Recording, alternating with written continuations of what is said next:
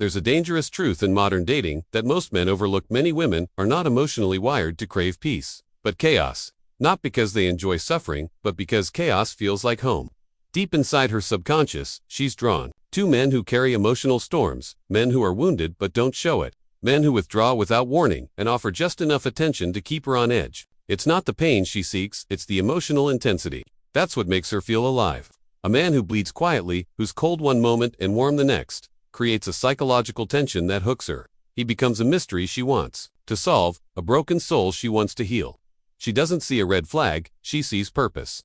And in her mind, if she has to work for his love, if she has to endure for his affection, then it must be real. That belief isn't romantic, destructive. Meanwhile, the emotionally stable man, the one who communicates, shows up, and provides peace, is often seen as boring. He doesn't cause emotional friction, and because of that, he doesn't feel like love. To a woman who's equated love with struggle, his calm is foreign. It doesn't trigger the same adrenaline. She says she wants a good man, but when he stands in front of her, she feels numb. There's nothing to chase, nothing to fix, no emotional roller coaster to ride. And so she pulls away, not because he lacks value, but because he doesn't match her trauma-coded expectations.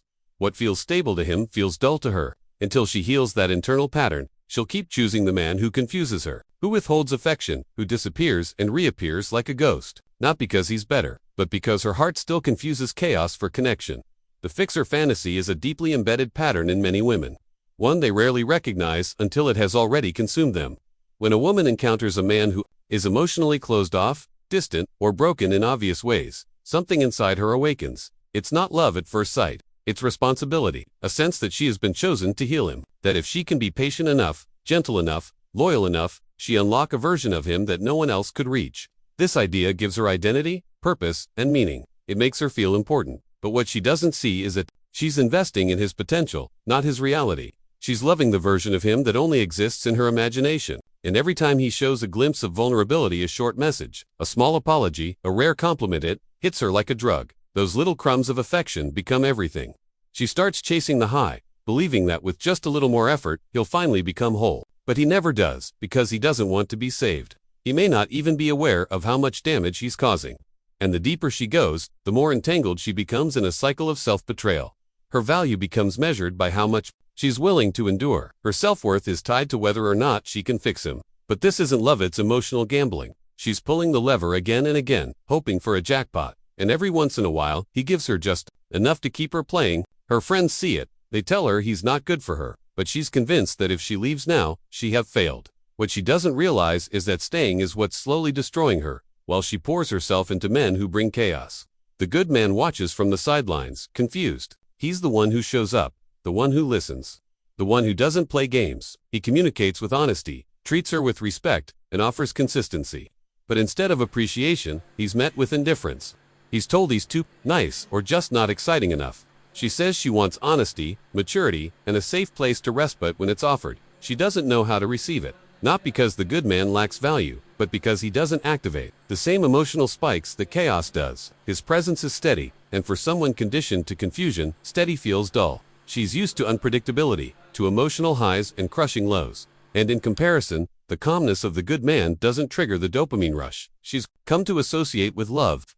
So she pushes him away, tells herself there's no spark, no chemistry. But what she's really feeling is unfamiliarity. She's mistaking peace for emptiness, because she doesn't yet know how to sit in a love that doesn't demand her suffering. The good man represents everything she says she wants, but he feels foreign, and so she returns to what feels more comfortable, the ones who make her question her worth. The good man, left wondering what he did wrong, starts to question his own value. But the truth is, he didn't fail. He simply offered love to someone who wasn't ready to receive it. A woman still tangled in her own unhealed patterns will always overlook the man who brings calm, because to her, calm isn't love, it's silence. And until she understands that real love is steady, not chaotic, she will continue choosing pain, even when peace is right in front of her. This is where many good men make a critical mistake. They start to believe that being emotionally grounded isn't enough. After being overlooked again and again, some begin to question whether stability, kindness, and maturity are liabilities in today's dating world. And in that frustration, they start to adopt the very traits that once disgusted them. They pull back emotionally. They become less available. They start playing games not because it's who they are, but because they think that's what works. They fake emotional distance to manufacture attraction, not realizing that in doing so, they're betraying themselves. They become actors in someone else's chaos rather than protectors of their own peace. But this doesn't create love, it creates confusion. And worse, it reinforces the very trauma patterns they should be standing against. As a man, your value is not in how well you can mimic toxic behavior, it's in how deeply you refuse to. You don't need to become broken to be desired. You need to become aware. Aware that many women are still operating under unconscious emotional programs that crave the very pain they claim to avoid. Your peace is not weakness. It is the filter that reveals who is truly ready. It's what separates women seeking love from women seeking validation through struggle. If you water yourself down to match someone's dysfunction, you don't become more attractive, you become less of yourself. And in doing so, you forfeit your purpose. A grounded man doesn't chase validation through manipulation.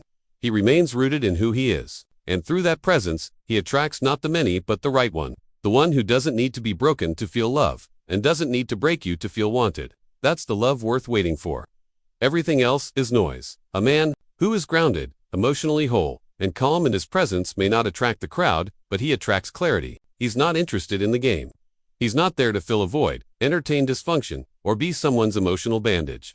He offers stability not because it's strategic, but because it's who he is. And that, ironically, scares many. Women, they say they want consistency, but when faced with a man who doesn't create chaos, they feel exposed. Because his presence requires vulnerability. It requires her to be still with herself, and that stillness can be terrifying when she's used to drama as her emotional baseline. But this is where the high-value man must hold the line. He cannot shrink, bend, or perform just to be chosen. His peace is not a flaw, it is a mirror. And only the woman who has done her own inner work can look into that mirror and feel ready. She won't need him to be broken. She won't try to fix him. She simply recognizes him. Because peace, once a woman has tasted chaos long enough, becomes the most attractive energy in the world. She won't crave his mystery, she crave his presence. She won't want to change him, she wants to grow beside him.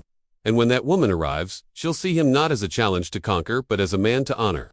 Until then, he walks alone, not out of bitterness, but out of strength, because he knows what most don't. Peace is power, and love built on peace, not pain, is the only kind that lasts. The right woman won't need chaos to feel passion.